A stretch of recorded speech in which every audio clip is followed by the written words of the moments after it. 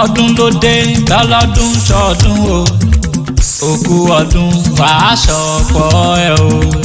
ọdún ló dé tọ́lọ́dún ṣọdún o òkú ọdún wàá ṣọ̀pọ̀ ẹ̀ o.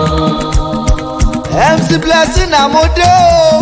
ẹ jẹ́ ká máa fi kánkánná ká máa fi kánkánná torí bá mi dókítà Oyèdòkun Samuel ọmọ Àjàyí tí sọjọ́ òbí lónìí mo ṣe wá o olóríire ẹ̀dá ènìyàn akónimọ́ra bí ẹni bá mi Àjàyí o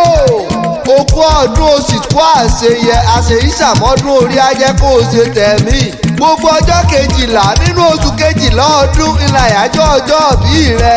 bàbá olóríire máa dá gọ̀jọ̀gọ̀jọ̀ ikú ò ní filé rẹ sòde àrùn ò ní filé rẹ sọ̀dẹ̀dẹ̀ ó fò bí olú gbogbo ti gbó ó dàgbà ó dògbò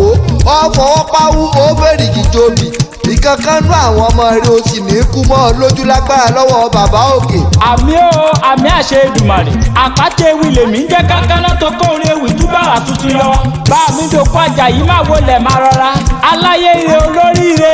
olówó orí olúwa fúnkẹ́ máa gbọ́ dídùn ẹnu mi òkè mẹ̀sí ní òkè mẹ̀sí bàbá tó bí ọlọ́mọ ìwọ lọmọ olókè méjì takọtabo ìwọ lọmọ òkè nídìí ògùn àgbọ̀nà àtìrí ogun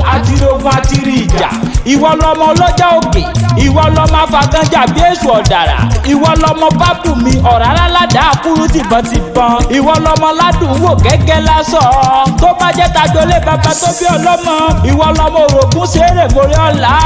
ìwọ lọmọ agbẹ́gẹ̀ lóye ìwọ lọmọ afọlẹ́sì bako ọmọ tún là tó múdà tó délé ọmọ òsì là tó múdà tó dẹ̀rọ̀ ìwọ lọmọ àrídùdù ńlá tó múlà tó dìbẹ́ni lórí ìwọ lọmọ abẹ́ni lórí ìwọ lọmọ abẹ́ni lẹ́nu fìyókù dini abẹ́ni lórí fẹsẹ̀ yìí wò ọmọ àjàrà mẹ́ta tó làdé lájà bọ́kọ̀sán àròdé périn bọ́kọ̀sán àròdé jùlọ ọkọ̀ tó kù ló gbẹ́ ìkùnlé adéjọ́rìn ní màdán adéjọ́rìn adéjọ́kẹ́ adéjọ́jọ́jọ́ lórí ẹlẹ́sìn bá mi ó sọdún èyí wàá ṣèmí ìsìn lágbára lọ́wọ́ ọlọ́run lágbára lọ́wọ́ bá mi Èdùmàrè ó ní rí kó ọmọ ó ní rí kó aya ó ní fẹ̀sán lògbà iṣẹ́ rẹ ò ní dìṣẹ́ láṣẹ lọ́wọ́ ọlọ́run ọba mi happy birthday to you sir and we all wish you long life and prosperity.